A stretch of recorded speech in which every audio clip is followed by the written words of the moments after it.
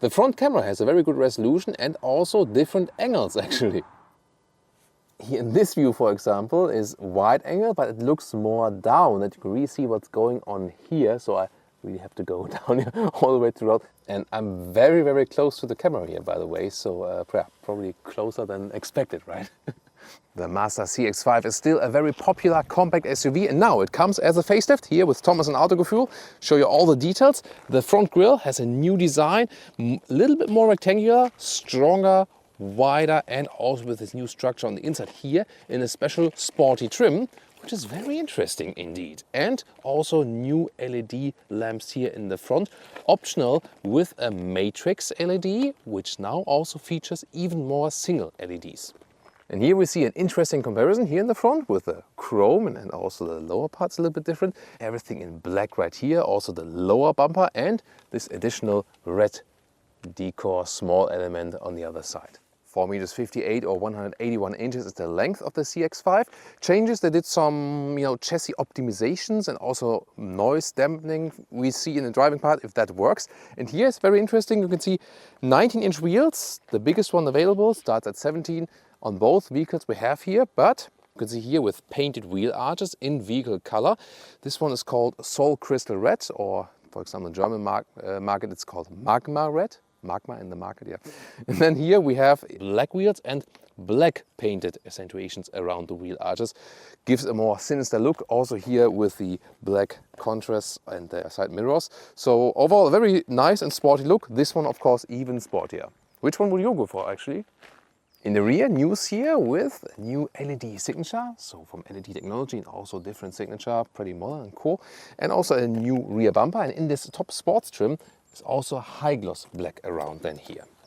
And the facelift also brings a very interesting new color. This is called Circan Sand, maybe a little bit military camo style or something. It is indeed daring, but yeah, why not? What do you think? Tell me in the comments. As engines, in some markets you still get the 2.2 liter diesel. Other than that, main engines, either the 2 liter petrol engine, 4-cylinder, or the 2.5 liter one. We have it here today, around 200 horsepower. All-wheel drive is also available. And in the US, you also get this one here, turbocharged, then with 50 horsepower more.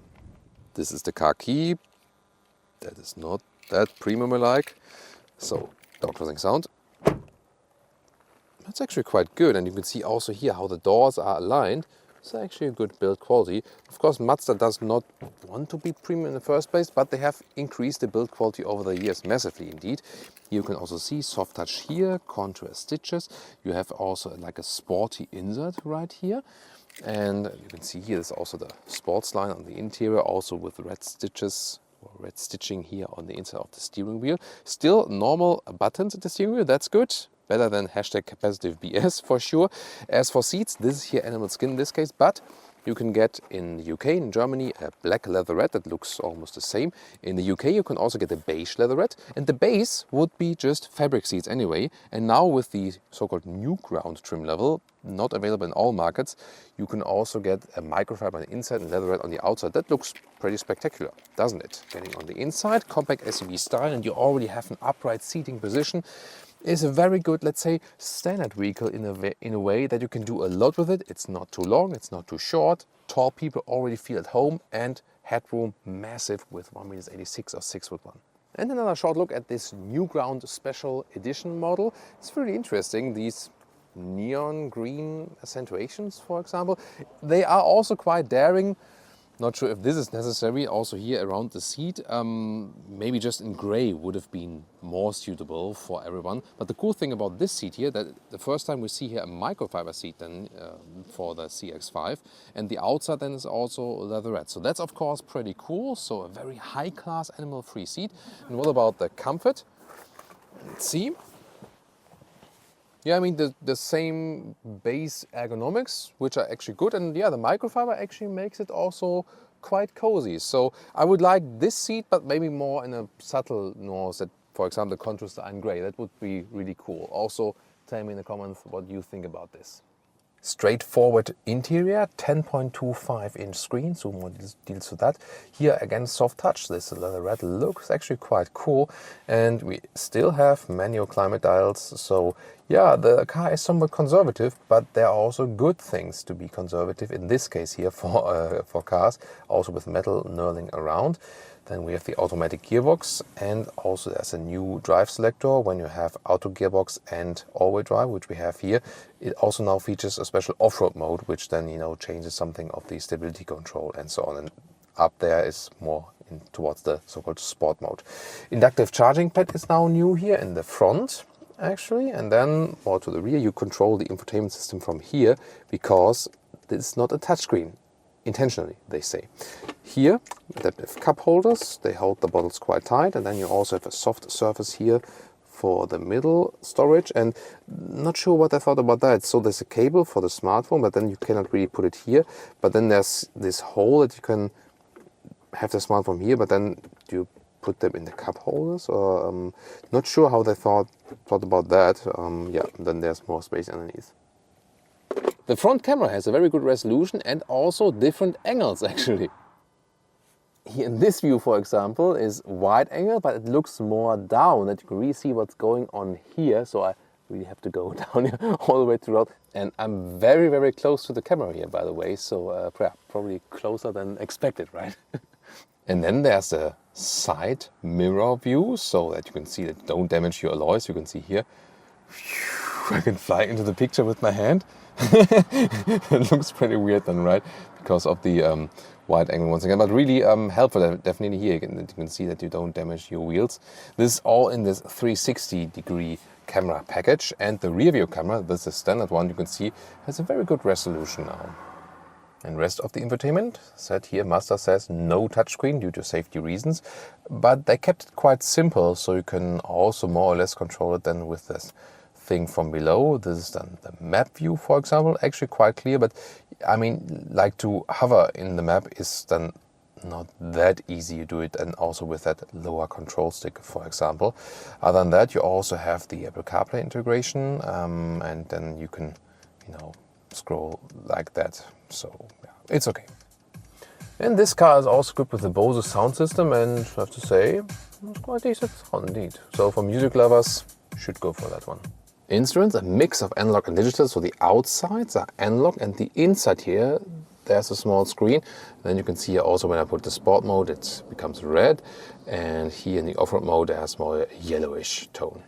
And you can also get a head-up display, small but useful. If you care about installing child seats, got something for you. Look at that. Rear doors almost open 90 degrees. That's really cool. And also build quality wise, really good. So look at that.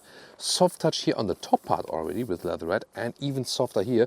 So good comfort there also for the rear passengers. And you can see here the basic setup. Let's see how much legroom we have actually.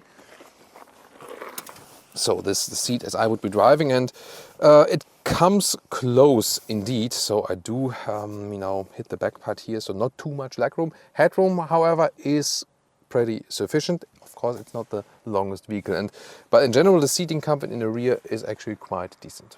You can also get an electric hatch for the trunk here, now 522 liters, so it gained a couple of liters actually with that facelift. The length is here at 95 centimeters or 37 inches.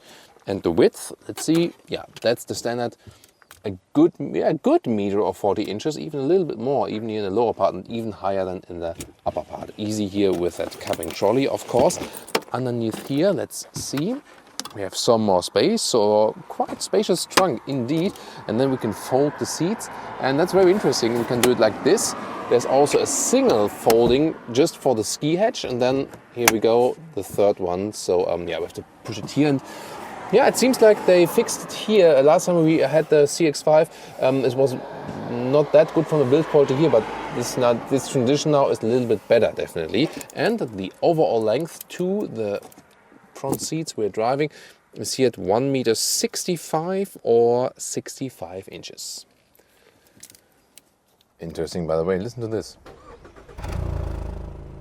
So when you just do the startup, that exhaust here from the 2.5 natural aspirated engine, it sounds quite kind of sporty, right?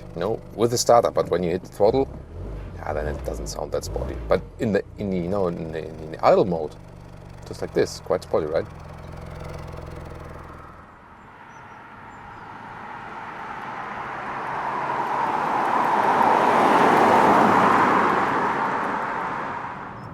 Welcome to Thomas's Driving Lounge with the Mazda CX-5, and we have it here with a 2.5 liter naturally aspirated engine, the big petrol engine, here with around 200 horsepower without the turbocharger. In the US, that's also the stronger one with a turbocharger available.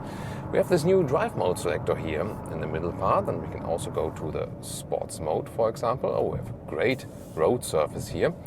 And let's do one acceleration. We're now at 60 kilometers an hour.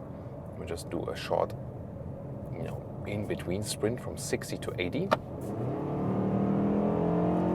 Plop, that's it. Yeah, and you hear this naturally aspirated engine, really going in the RPMs. The CX-5, always good here in the steering, has a very natural steering feeling, so it doesn't feel artificial at all, and it's also very precise. You can see it also here in that corner.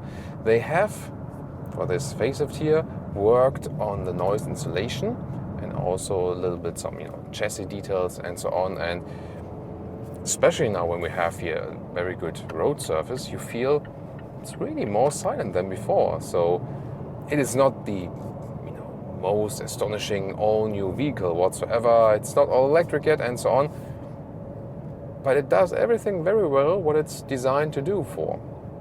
And here, around 80 kilometers an hour, so like 50 miles an hour, it is very, very silent. So as for the noise insulation, feels really sophisticated, and indeed we feel some improvement. Soon we'll also head out to the mountains, have some more winding roads, then we can also check out how it is for the driving agility and so on. Here once again, let me go to the sport mode one more time. And then, it's a nice red color we have here. Then we go from 75 kilometers an hour. Let's do another acceleration and let's go. Plop, that's 100. So you see, you can still accelerate on the motorway. It does sound a little bit, that it would be stressed out. That's the thing when you don't have that turbo. Other than that, when you keep it at low RPMs, it's also reasonably silent. That's the thing with the naturally aspirated engines. There's one less thing that can break. There's no turbo, so it cannot break down. But then again, when you really want that power, when you really need it, you have to hammer the throttle and just work with high revs. So you have to go for that. Then you can also get the power out of these engines, definitely. Then lane change here, once again, very good as for the steering feeling. So since you also have the upright seating position, it's still a very good motorway vehicle. And here with the facelift, with the upgraded noise insulation, even a little bit calmer than also on longer journeys. Now some beautiful winding roads. That's the cool thing about Barcelona, by the way. It's of course a very vibrant city, also with a nice beach. But then you can drive out like 10-15 minutes and you're already in the mountains and have really nice routes. So here, let's go to the sport mode once again. Red background, and we have, we can test some slalom here. You can see once again natural steering feeling, and the car doesn't lean too much. However, suspension has found a good compromise actually. So it's not too stiff, it's not too soft, delivers you enough comfort without being too soft. I think very good here. Although we also have the big wheels that we've shown you earlier on this vehicle here. It's not that I will say like you need to have smaller wheels to have sufficient comfort or something. And well, they did some changes here also to, not structural changes, but some chassis optimization, and also, they have this G vectoring control where in corners they take away some torque and add some torque at the outside of the, at the outgoing of the corner. So little optimizations. Does it feel like a completely different vehicle? No, not at all. Would I realize it when I drive a pre-facelift and a post-facelift that it drives differently? I mean, the noise insulation, yes, you do feel that definitely, but driving agility-wise, maybe it's a little bit better, but it's not that they can really say that it's a huge difference.